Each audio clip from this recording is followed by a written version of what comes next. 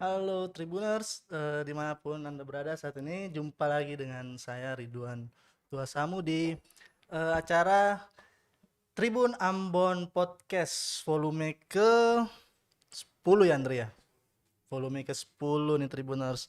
Dan di sore hari ini Tribuners, di hari yang spesial, hari lahir ke-96 Nahdlatul Ulama. Saya sudah didampingi oleh salah seorang narasumber yang merupakan Ketua Lembaga Dakwah Nahdlatul Ulama Maluku, Ustadz Abdurrahman Tuanaya. Assalamualaikum Ustadz. Waalaikumsalam Oke, warahmatullahi bagaimana kabarnya nih, wabarakatuh. Ustadz? Alhamdulillah sehat. Oke, sehat. Alhamdulillah. Alhamdulillah Ya, Ustadz ya. Dan Tribuners, hari ini kita di hari spesialnya NU ini kita akan membahas soal peran Nahdlatul Ulama dalam membangun peradaban nih. Karena Nahdlatul Ulama merupakan satu lembaga yang memang sudah berdiri sejak sebelum Indonesia merdeka ya Ustadz ya. ya, Tentunya dalam perkembangannya sudah sangat membantu terbentuknya negara ini ya Ustadz ya. ya. Pastinya. Dan kita masuk ke segmen pertama Tribuners. Ini kita bahas secara umum dulu nih, Ustadz. Ya. Biasanya nih disapa Ustadz Nan nih. Kalau Ya. di Ambon sudah tahu lah ini siapa yang di depan sini kan. Ustadz Nan, kita berbicara soal NU nih. Sebenarnya sejarah NU sebagai mungkin bisa dibilang satu organisasi Islam ya. Seperti Ya, itu ya Ustadz ya. satu organisasi Islam terbesar di Indonesia, mungkin bahkan juga di dunia. Iya, karena NU ini bukan hanya ditahu di Indonesia saja, bahkan sudah dikenal oleh publik dunia. Jadi bagaimana sih sejarah awal berdirinya Nahdlatul Ulama ini, Ustadz, secara umum? Secara umum itu, jadi pembentukannya itu pada tahun 1926. Mm-mm. Ini berawal dari kegelisahan para ulama saat itu ketika terjadinya gerakan Wahabi ataupun Salafi di Oke. Saudi Arabia. Mm-mm. Ketika itu ada isu eh, kuburan baginda Nabi Shallallahu Alaihi Wasallam, Rasulullah Shallallahu Alaihi Wasallam ini digusur, ya, Oke. sehingga menimbulkan kemarahan umat Islam. Salah satunya adalah ulama Indonesia. Kemudian dikirimlah beberapa ulama dari Indonesia, khususnya Pulau Jawa saat itu, yang dikenal dengan Komite Hijaz. Komite Hijaz. Hijaz, Itu ya. dari mana tuh, Ustadz? Ya, dari Jawa. Dari Jawa. Iya, ya.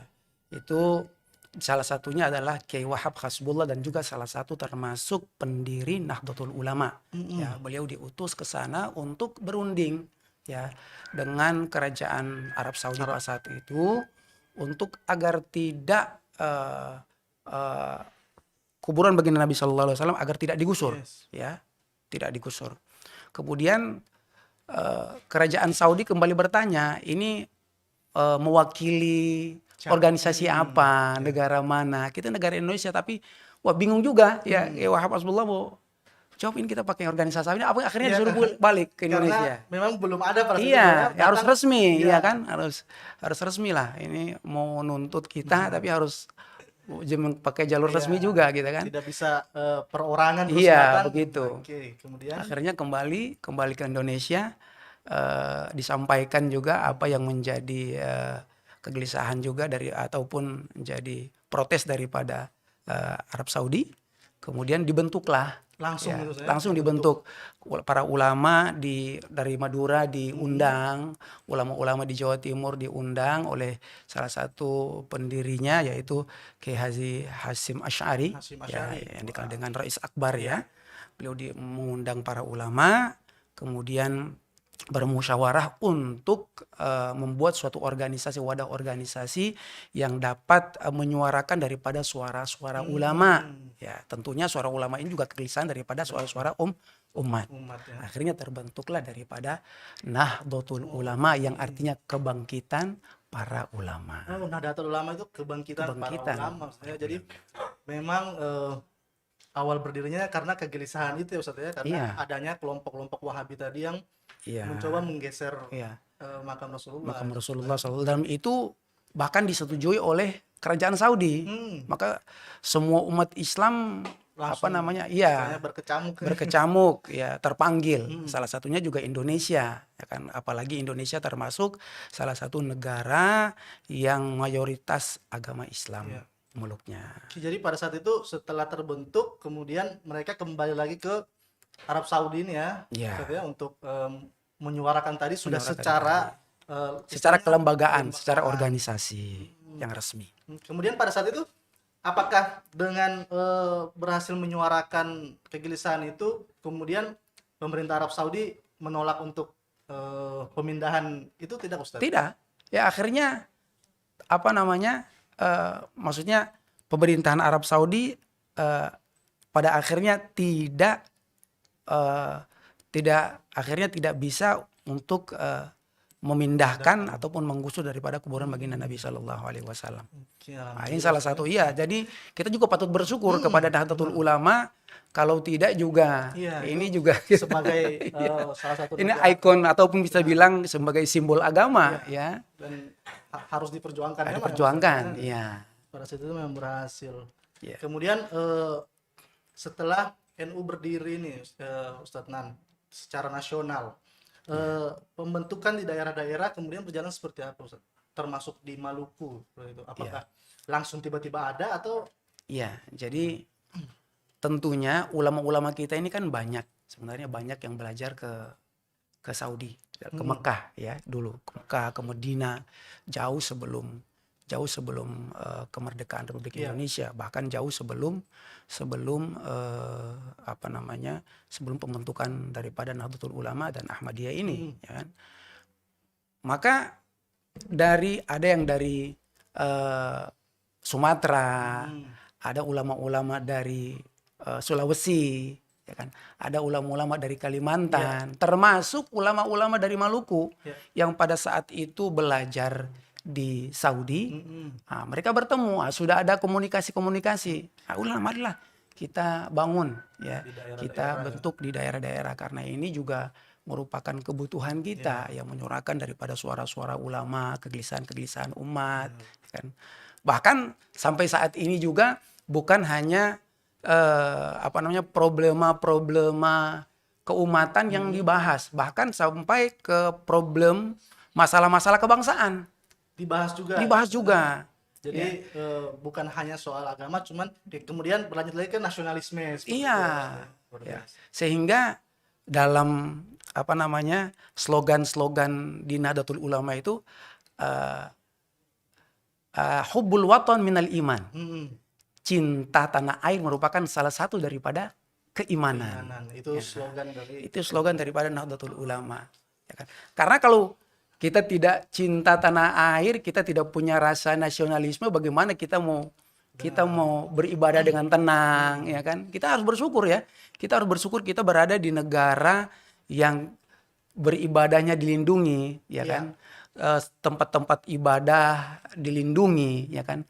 Umat beragamanya saling beribadah dengan tenang, toleransinya tinggi. Ya, ini kita perlu bersyukur, ya. Bagaimana dengan negara-negara yang lain, walaupun atau namanya mungkin kita bilang apa namanya, Islamnya begitu kental, tapi hancur, ya, di Timur Tengah misalnya. Itu ya. Nah, ini maka kenapa NU ini sengaja mengangkat salah satu daripada tema harlah ini, menjaga jagat, ya, untuk menuju peradaban dunia. Iya. Itu keberlangsungan dari tema itu seperti apa sebenarnya, Ustaz? Iya. Jadi kalau kita tarik lagi bahwasanya bukan hanya kita menjalin hubungan kekeluargaan ataupun hubungan sosial dengan antar sesama umat beragama, akan tetapi juga terhadap orang yang tidak beragama. Ada juga kan? Yang menganut adat juga. Iya, ya kan?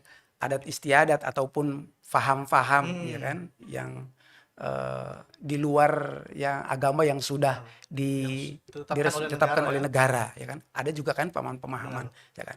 Ini juga apa namanya, harus ada komunikasi yang baik juga dengan mereka, ya. Karena dalam Nahdlatul Ulama sendiri ada 3 daripada pada tahun 1983 dan 1984 itu ada juga salah satu program daripada ataupun triukhuwah yang dikatakan dengan Triukhuwah. tiga kepersaudaraan yang diangkat oleh Nahdlatul Ulama, yaitu ukhuwah Islamiyah, Islamiyah, persaudaraan sesama Islam. Islam, kemudian ukhuwah watoniyah, Mm-mm. persaudaraan sesama Anak bangsa, negara, dan ukhuwah basyariyah, Basyariah ini apa, Ustaz? itu persaudaraan sesama manusia. Oke, Ya jadi kan? seluruh umat ini ya, Iya, entah dia dari agama mana, entah dia dari iya, yang menganut adat apa gitu ya, apapun, ya apapun. kita harus hormati, ya kita harus hormati, ya kan? Itulah yang kemudian NU itu erat dengan gerakan Islam kultural dan multikulturisme ya. Iya, Ya, karena benar-benar berbagai kultur itu semuanya dimasukin ya, Ustaz masukin. ya. Jadi sudah jauh sebenarnya ini kita sebenarnya mempertahankan tradisi yang ada, ya kan? Sebagaimana ulama-ulama terdahulu yang menyiarkan Islam di Nusantara, Wali Songo, ya kan, para habaib yang turun ke Nusantara yang menyiarkan Islam. Jadi mereka turun dengan menyebarkan Islam dengan rahmat, Iya. ya, dengan ramah, dengan toleransi, menjaga budaya yang ada. Ya, budaya. Lihat, kita bisa lihat gamelan di Jawa masih tetap terawat, Benar. ada. Tetapi disusupi dengan bahasa-bahasa yang baik, kemudian dengan ajaran-ajaran Islam. Akhirnya masyarakat bisa menerima dengan baik. Ya kan? Ini salah satu keunggulan daripada masuknya Islam di Indonesia. Dan ini bukti terhadap bangsa-bangsa Barat ataupun orang-orang yang mengatakan bahwasanya Islam masuk ataupun menyebar ke seluruh dunia ini dengan kekerasan ataupun dengan peperangan ataupun dengan pedang. Nah, ini salah satu buktinya Islam masuk ke Nusantara dengan damai. Iya, dengan damai. Benar sekali itu. Kemudian mereka nih para wali-wali ulama-ulama sudah membentuk dari dulu masuk dengan perdamaian, Ustadz. Kalau sekarang nih kita melihat ke arah sekarang tidak banyak juga sih, tapi ada sejumlah beberapa keorganisasian yang kemudian ingin menyebarkan ini agama Islam tapi dengan cara yang tidak seperti yang dulu nih, Ustaz. Nah, ini makanya bagaimana NU melihat hal itu seperti apa sih sebenarnya? Maka baginda Nabi SAW mengatakan khairul umur awsatuha. Sebaik-baik perkara yang baik itu yang tengah-tengah, ya kan? Tidak terlalu ke kiri, tidak terlalu ke kanan, atau kita bilang moderat. Nah, hal ini yang diangkat selalu oleh Nahdlatul Ulama, selalu diuluhkan oleh Nahdlatul Ulama bahwa kita hidup di Indonesia ini bukan dalam satu suku saja, satu bahasa ataupun satu budaya, atau bahkan bukan satu agama, banyak agama. Maka perlu ya kita berjalan di tengah-tengah, ya kan? Ya, kita berjalan di tengah-tengah untuk terciptanya daripada negara Kesatuan Republik Indonesia harus menjaga ini, ya kan? Apalagi perlu kita ada ini moderasi. Bukan cuma seperti yang Ustadz bilang tadi kan, kita bukan cuma Islam saja di sini. Iya. Banyak saudara-saudara yang berasal dari agama lain yang menganut adat istiadat yang berbeda. Betul. Dan itu harus dihormati. Benar. Nah, kalau Allah kehendaki untuk dijadikan satu umat di dunia hanya satu agama, Allah mampu. Tapi tidak. Wa ja'alnakum syu'uban wa qabaila lita'arafu. Allah katakan, kami ciptakan manusia itu berkabilah-kabilah, bersuku-suku, berbangsa-bangsa agar saling tahu, mengetahui, saling mengenal. Tahu, oh ini adatnya begini, oh ini agamanya begini, harus kita hormati. Itulah Nahdlatul Ulama. Dan itulah Islam sebenarnya. Ya, Islam yang wasatiyah, yang moderat. Cuman kalau saya dengar-dengar Ustaz, Nahdlatul Ulama ini kalau dibandingkan dengan ada lembaga lain gitu kan yang anutannya benar-benar sunnah yang ada dalam Al-Quran, apapun yang dalam Al-Quran. Nahdlatul Ulama kan lebih dikenal dengan Islam Nusantara. Gitu ya. Bagaimana sih Islam Nusantara ini? Sama sebenarnya. Islam Nusantara ini ada Islam, cuma data ya yang kita anut di sini itu aja yang Islam Nusantara.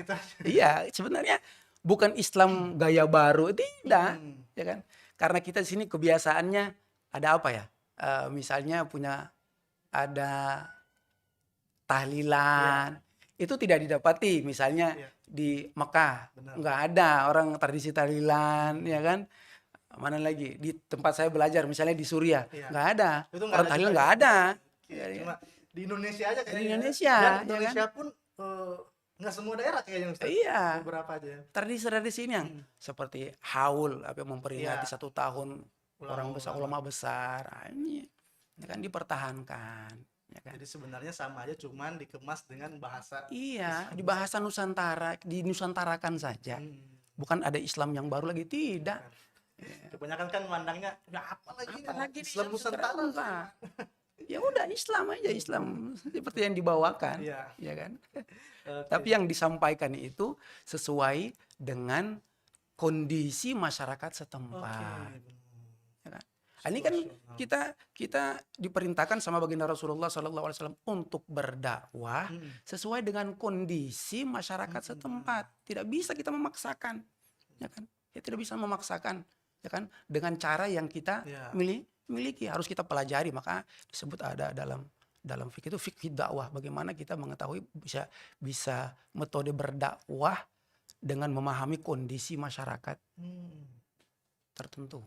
Oke, itulah karena memang kita berbagai macam ya Ustaz ya, Iya. berbagai macam agama, jadi memang situasional ya kalau untuk menyampaikan dakwah itu seperti yang Ustaz bilang tadi kan. Coba saja misalnya begini, contoh konkretnya. Wayang itu haram, nggak boleh. Ya kan? Ya nggak ada orang Jawa yang mau masuk Islam. Makanya para ulama, para wali songo itu masuk. Wah, ini penyebaran Islamnya itu begini. Ada kata-kata yang bijak, kata-kata baik disisipkan lewat pewayangan. Yang kemudian mengundang untuk orang Jawa mau Iya. menganut Islam dulu ya. Iya.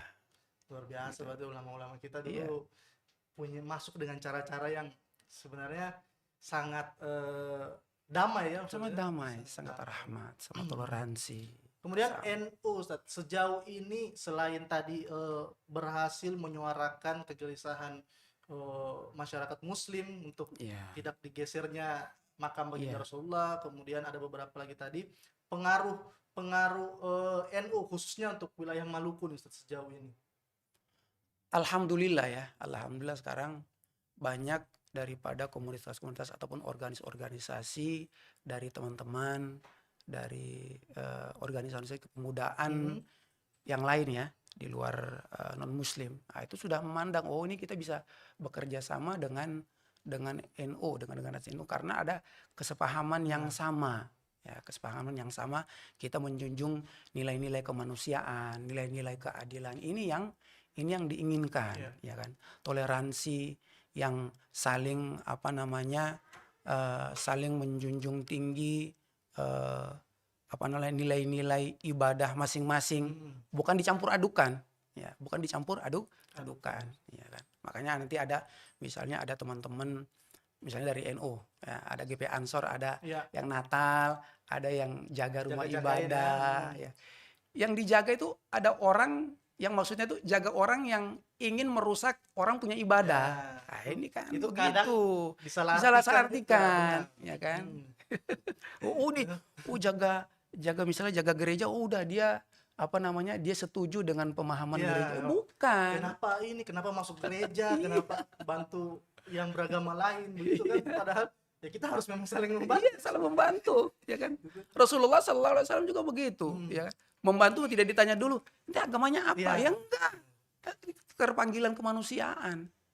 Tidak pandang harus siapa, harus beragama apa. Iya. Kalau belum begitu ya bagaimana agama ini mau menyebar? Soal perkembangan peradaban yang seperti tema Harla dari NU ya Ustaz ya. Sejauh ini dari kacamata NU perkembangan peradaban di Maluku ini seperti apa sih? Iya. Ini yang merupakan juga kegelisahan saya pribadi, ya kan? Saya minum Ustaz. Kita silakan. Capek juga ya.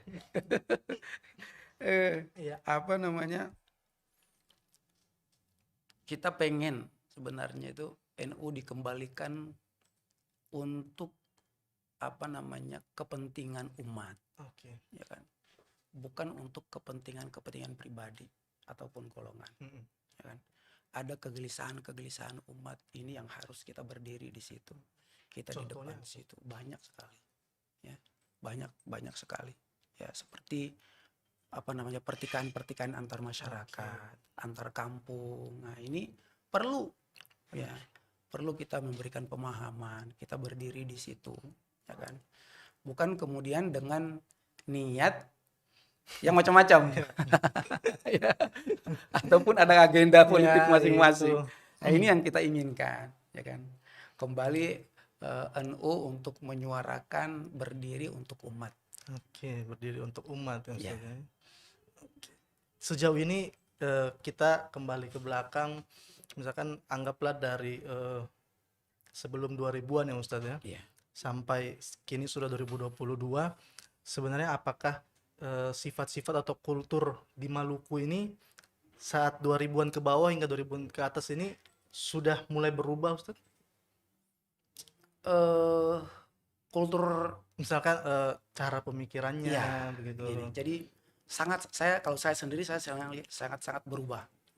Dulu persaudaraan antara umat beragama itu sangat baik, ya kan?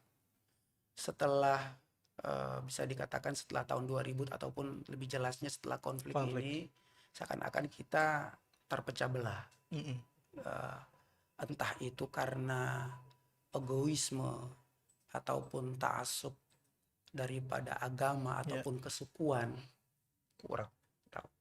Tapi yang terlihat itu seakan-akan kita lebih keras dalam beragama, tidak ada kelembutan. Tidak seperti dulu lagi. Ya, tidak seperti dulu. Sedikit-sedikit kita berteriak, ya, walaupun tidak pada tempatnya. Iya. Ya kan? Ini yang menurut saya harus kita koreksi kembali. Ya, kita koreksi kembali. Benar, kita masing-masing pemeluk agama itu cinta kepada agamanya. Ya, pastinya. Ya, tapi bukan berarti kemudian kita hidup sendiri-sendiri. Ya kan? Kita ini sudah saling berdampingan. Indonesia adalah Indonesia adalah negara kesatuan. Ya, yang berbanjebuk yang tadi pernah saya katakan, yang tidak mungkin ini dipisah-pisahkan. Ya, salah satunya juga dengan agama. Ya, Maka marilah kita berdakwah ataupun beragama itu dengan ramah, bukan dengan marah. Ini juga salah satu slogan yang dulu pernah dielu-elukan dan juga sering diangkat oleh almarhum Gus Dur. Ya, Haji Abdurrahman Wahid. Marilah kita beragama dengan ramah, bukan dengan marah. Luar biasa itu. Karena memang kalau kita beragama dengan marah, jadinya justru berbeda ya maksudnya. Ya, berbeda. Memang istilahnya fanatik dengan agama boleh kan Ustadz kan? Iya, boleh. Itu justru harus gitu kan, kita harus mempelajari ilmu agama masing-masing begitu. Cuman harus melihat lagi nih bahwa di samping ini masih ada yang lain gitu. Nggak bisa kita maksakan. Benar. Ya kan? Dulu sejarah Rasulullah Shallallahu Alaihi Wasallam itu ketika berdakwah dipaksakan oleh kaum kafir Quraisy. Udah, karena mungkin sudah capek menurut Rasulullah untuk menyuruh Rasulullah udah nggak usah nyebarkan Islam, kecapean gitu ya. Udah gini aja Muhammad. Hari ini kita menyembah Tuhanmu, besok kamu menyembah Tuhan kita. Ada negosiasi di sana. Ya nggak bisa. Maka Allah turunkan surah Al-Kafirun. Lakum dinukum waliyadin. Udah. Agamamu ya. Bagimu agamamu, bagimu agama. Kita menghormati. Namanya toleransi itu kita menghormati agama masing-masing untuk tidak ikut campur ke dalam agamanya. Itu apa yang selama ini Rasulullah telah berikan itu istilahnya benar-benar mengikuti perkembangan dan itu mungkin masih di luar akal sehat sebenarnya kalau dipikir Ustaz ya. Karena dari jauh sebelum Masehi sampai sudah 2022 hal itu masih terus berjalan seperti itu. Surat-surat yang keluar, surah-surah gitu kan Ustaz. Kemudian untuk NU di Harla ke 96 ya. Visi misinya sendiri sebenarnya apa? Ini diharapkan NU menuju dunia global. Tapi sekarang kan sudah nih Ustaz. Iya, sebenarnya ini sudah, Hmm. ya kan. Cuma mungkin karena mungkin para ulama melihat ini generasi kita mungkin ini apa namanya melempem ataupun Iya ya benar. cuma maka harus di apa namanya digerakkan Digerakkan kembali kembali. ya kan. Jadi sebenarnya para ulama terciptanya NU ini sudah global Iya, sebenarnya karena ya kan. dimulai saja dari memang Iya, sudah masalah global masalah kan Ustaz. global ya kan. Maka yang harus dilihat itu bukan hanya isu-isu umat Islam sendiri, Hmm. bukan isu-isu hanya kebangsaan, akan tetapi isu-isu global juga yang menjadi perhatian dan interest Nahdlatul Ulama.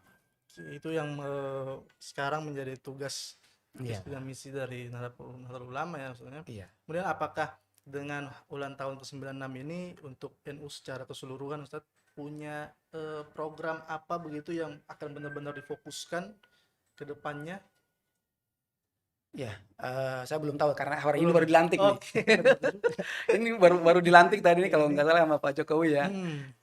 di Kalimantan. Harapan saya sebenarnya kita juga harus mandiri. Ah, Ya, jadi saya berharap generasi NU itu harus mandiri. Banyak kita lihat organisasi, mohon maaf, karena ini mungkin sudah tercipta, terbentuk dari organisasi kepemudaan iya. sebelumnya. Jadi harusnya kita ini meminta-minta terus. Jadinya Proposal-proposal ya. terus. Mohon maaf. Ya, jadi kita pengen tuh berdiri sendiri. Mm-mm. Ya kan, harus mandiri lah. Benar. Ya, harus mandiri.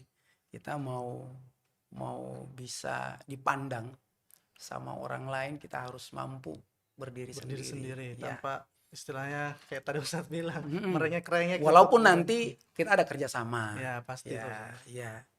Tapi bukan kemudian mengadakan tangan begini saja. Ini yang kita tidak harapkan. Luar biasa Ustadz. Saya sedikit eh, keluar nih Ustadz terkait yang sedang terjadi yang ramai nih. Ya. Konflik-konflik yang Mohon maaf ya, saya boleh minum ya. Silakan, Ustadz. Saya juga haus. Bismillah.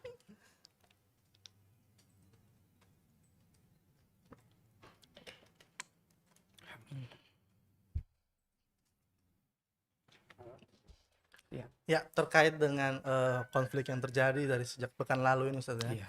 Mungkin ada imbauan-imbauan dari NU atau Ustadz secara Iya. pribadi untuk yang dua belah pihak ini, kemudian Iya. untuk masyarakat yang kita lihat cepat sekali panas, cepat sekali Iya. terprovokasi, mungkin boleh Ustadz untuk Iya. Jadi saya juga pernah mendengar ada sebelumnya daripada tokoh-tokoh kita ya. Mm-mm. Bukan hanya dari tokoh Nahdlatul Ulama, tapi tokoh-tokoh daripada agama-agama lain juga. Bahwa kita di Maluku sendiri itu sangat majemuk. Ya, benar. bahasanya bukan hanya bahasa Maluku itu banyak sekali. Benar. Sukunya banyak, Iya, ya kan? banyak. Pulaunya banyak, kaya. Jadi kita ini banyak bedanya, Hmm. ya. Kita banyak bedanya, tapi jangan jangan disatukan bedanya itu. Oke. Kemudian ada yang bisa disatukan, jangan dibeda-bedakan.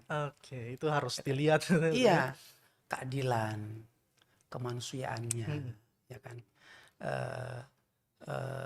kesamarataan. Ini juga tidak bisa, Iya. ya kan. Masing-masing punya hak untuk hidup di negara. Benar. Masing-masing punya hak untuk mendapatkan pendidikan. Iya. Masing-masing punya hak untuk mencari nafkah. Nah, ini juga tidak boleh dibatasi Dan apa itu segala yang macam. tidak boleh dibatasi, juga Iya. tidak boleh dibedakan. Iya, walaupun nanti diatur dalam norma-norma ataupun Benar. undang-undang ataupun aturan. Maka walaupun kita berbeda-beda, ada beberapa hal yang memang kita harus sama, Harus satu. harus satu. Indonesia, Oke. ya, NKRI nggak boleh. Kebangsaan Iya. jangan hilang. Nasionalisme nggak boleh hilang, ya kan? Karena ini kalau hilang udah susah ini. Kita akan terpecah belah lagi, ya kan? Akan terjajah lagi bahkan, ya. Kemudian ada memang nilai-nilai keadilan yang tidak boleh memang dibiarkan begitu saja, ataupun memang dari pemerintah ataupun membiarkan begitu saja. Ini yang menjadi sebenarnya kegelisahan antara kedua belah pihak tersebut. Benar. Ya, ini yang harus ditegakkan. Tuntutan-tuntutannya itu. Tuntutan-tuntutannya itu yang harus ditegakkan. Maka untuk pada pemerintah juga harus segera ya menyelesaikan daripada akar masalah yang ada, ya kan. Dengan tidak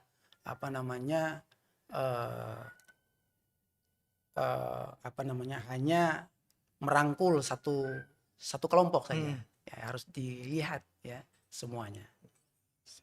Ini untuk anak-anak muda ini Ustadz. Ya. Setelah ricu-ricu kemarin, Iya. kalau pantauan kita nih panas-panasan nih. Iya. Di sana mulai begini, di sana mulai begini. Sebenarnya kalau kita berkaca dari konflik yang sudah pernah terjadi, harusnya kan hal-hal seperti itu bisa diredam ya Ustadz Iya, ya. betul. Itu kira-kira ada pesan-pesan nih untuk orang-orang yang selalu punya keinginan untuk memecah belah kita nih Iya. di Maluku Ustadz. Kalau kita mungkin sering dengar mulutmu harimaumu, sekarang jarimu itu apa? Jarimu. Itu Iya, media sekarang sosial ya, kita aduh. harus ya, kalau dalam hadis baginda Nabi SAW, kalau nggak bisa ngomong baik udah diam. Mm-mm. Kalau nggak bisa ngomong baik udah diam. Mereka diam Ustadz, cuman jarinya yang nyari. Maksudnya termasuk jarinya harus diam.